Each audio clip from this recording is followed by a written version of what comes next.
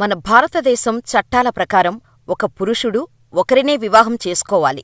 కొన్ని పరిస్థితుల్లో భార్య అంగీకారంతో మరొక వివాహం కూడా చేసుకునే వెసులుబాటు కల్పించారు కానీ అది కొన్ని సందర్భాల్లో మాత్రమే.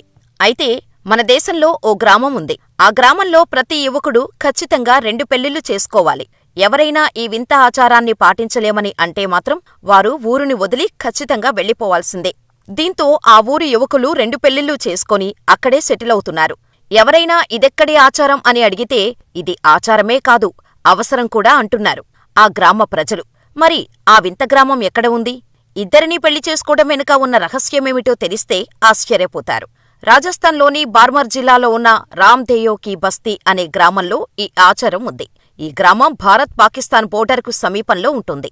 ఈ గ్రామంలోని 2 భార్యల వింత ఆచారం తరతరాలుగా వస్తోంది. ప్రతి గ్రామస్థుడికి కనీసం 2 భార్యలు ఉండాలి.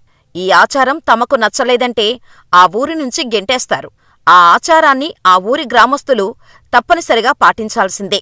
ఎందుకు పాటించాలి అంటే పిల్లల కోసమండి బాబూ, పిల్లల కోసం అంటారు రామ్దేయో కీ బస్తీ గ్రామం వారు. అయితే ఈ వింత ఆచారం వెనుక ఓ పెద్ద కథే ఉంది. గ్రామంలో ఓ వ్యక్తికి పిల్లలు పుట్టలేదు. ఎన్నో మొక్కులు, దేవతారాధనలు చేసినా, వైద్యుల దగ్గరకు తిరిగినా కూడా పిల్లలు పుట్టలేదు. ఆ తర్వాత 2వ పెళ్లి చేసుకున్నాడు.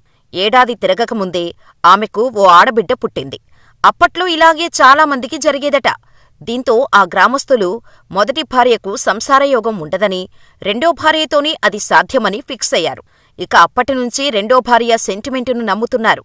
ఇలా ఈ ఆచారం నేటికీ అక్కడ కొనసాగుతోంది.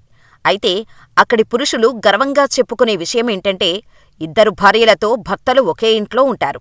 అయినప్పటికీ వారి మధ్య ఎటువంటి గొడవలు ఉండవని, ఏవైనా విభేదాలు వచ్చిన వెంటనే పరిష్కరించుకుంటామని, అందుకే మేము ఎప్పుడూ సంతోషంగా జీవిస్తామని చెబుతారు అక్కడి ప్రజలు. సాధారణంగా మనం వింటుంటాం, 2 కొప్పులు ఒకే ఇంట్లో ఉంటే ఆ ఇల్లు రణరంగ స్థలమే అనే నానుడి ఉంది. ఇది నిజం కూడా. కానీ రామ్దేయో కీ బస్తీ గ్రామం వారు మాత్రం మా ఆచారాన్ని మించింది ఏదీ లేదు, అందుకే మాకు ఎటువంటి భార్యల పోరు ఉండదు.